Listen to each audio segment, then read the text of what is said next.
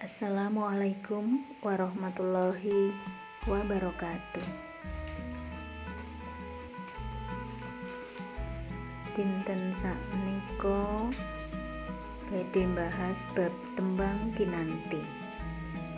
Sadèrèngé ndamel tembang kinanti, kita kedah mangertosi paugeran tembang kinanti. Guru lagu inggih menika tibaning swara ing pungkasaning gatra utawa suara vokal terakhir dalam satu baris. Tuladha utawi conto mongko kantining tumuwuh. Kinten-kinten guru lagune menapa? U. Nggih, guru lagune U sebab vokal terakhir inggih menika vokal U sanes utawa H menika konsonan. Contoh salajengipun inggih menika salamimung awas eling. Guru lagune inggih menika I sanes eng menika konsonan. Terus salajengipun sasampune guru lagu terus guru wilangan.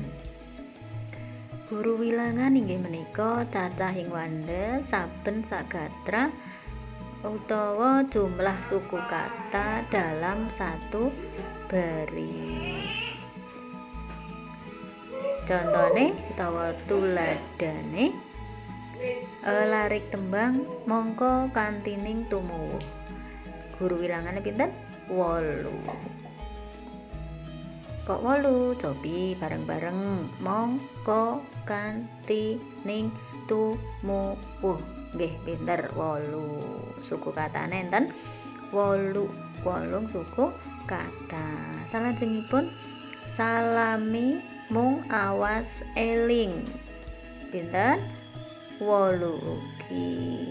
Cobi sareng-sareng dipun biar suku katane. Nggih. Guru gatra inggih menika cacahing gatra saben sapodo utawa jumlah baris dalam satu bait. Tuladane larik tembang niki enten 6 larik. Nah saniki gandeng sampun mangertosi ngantos guru gatra. Terus kesimpulane pripun badhe ndamel tembang kinanti. Kesimpulane tembang kinanti gadah paugeran 8U 8I 8A 8I 8A 8I.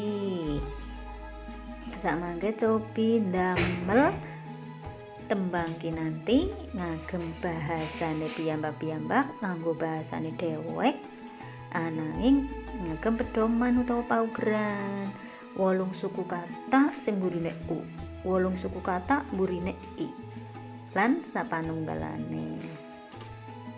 Samangke menawi sampun damel perlu diingat amung boten mung patokan sing penting 8A 8I 8U sanes, ananging saben baris larike niku enten gegayutane utawa sambunge utawa tembange kuwi gadah arti kados puisi kan niku kan gadah arti. Nggih, dadose boten mung asal 8A 8I 8U tapi saben barisan niku tesih enten sinambung. Enten kesinambungane dadose tembange nggadahi teges utawa arti.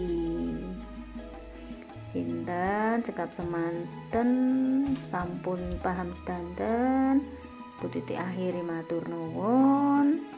Wassalamualaikum warahmatullahi wabarakatuh.